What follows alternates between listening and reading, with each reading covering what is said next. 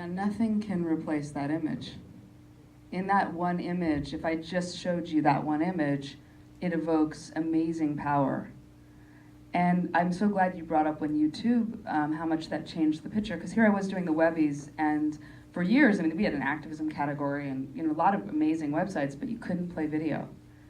So when the ability to show that image or to play video, it was a total game changer. I feel like the web in many ways has provided the world with a central nervous system.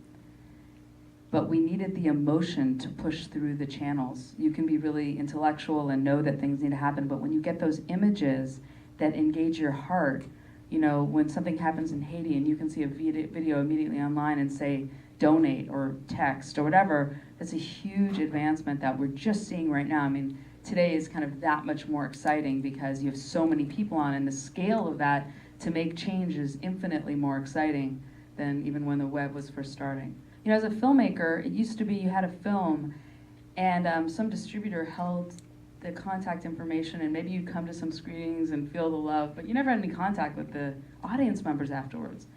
But now with the web, if I make a documentary, let's say about reproductive rights, and I know you all came to it because you care about reproductive rights, and I can get your email addresses, I can then keep you posted on any reproductive rights issues on the ballot.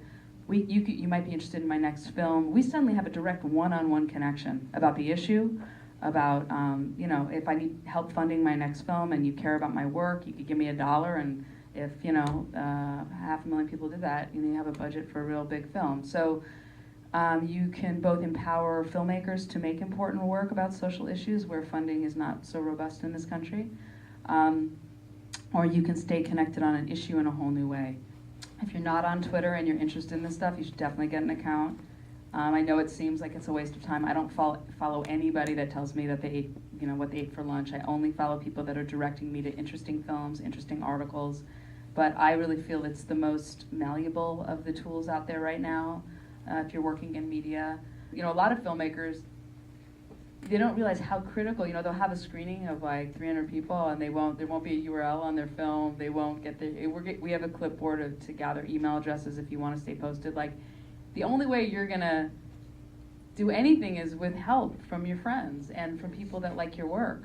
And it's so amazing when people go, I don't have a list. Like, what's in your email address book? That's your list. You just need to start with your core supporters, and they know a lot of people, and it can really extrapolate, outwards to huge numbers. And then, Facebook affinity groups, that little tip I said to you, that's a really great tip. Like, there's so many groups on Facebook. Think about how many groups you're invited to.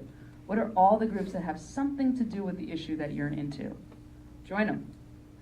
Post when you do your film. So you have to, it's not just some great piece of media. I mean, sometimes that happens, that random, like, the guy singing a song, and everyone, you get like 5 emails about that one film in 1 week.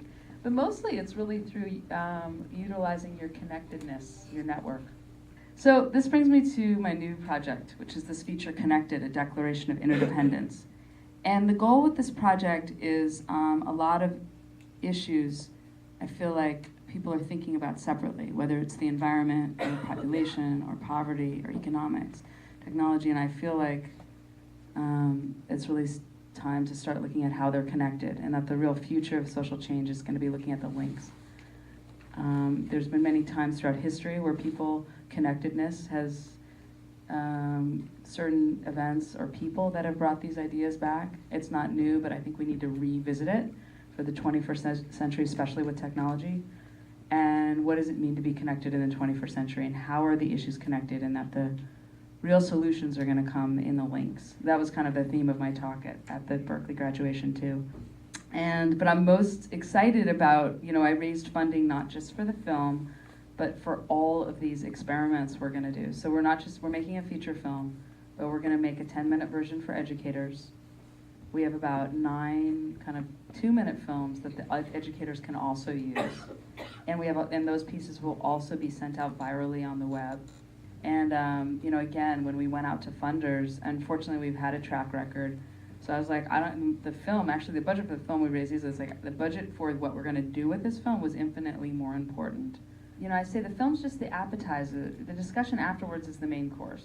And then you have to provide a lot of tools to do something with that emotion. Like, I see so many films documentaries that are so emotional, and I'm so ready to do something. And then at the end, it's like, what do I do? What do I do? And there's nothing to do. Go to a website. I'd be a little bit more specific. Like, you've got them right, that's your moment. Like, don't just tell them to go to the website. What do you want them to do? People are so busy. Like, you've got them at that moment to, like, act. Don't make them take 2 steps. Do it right there.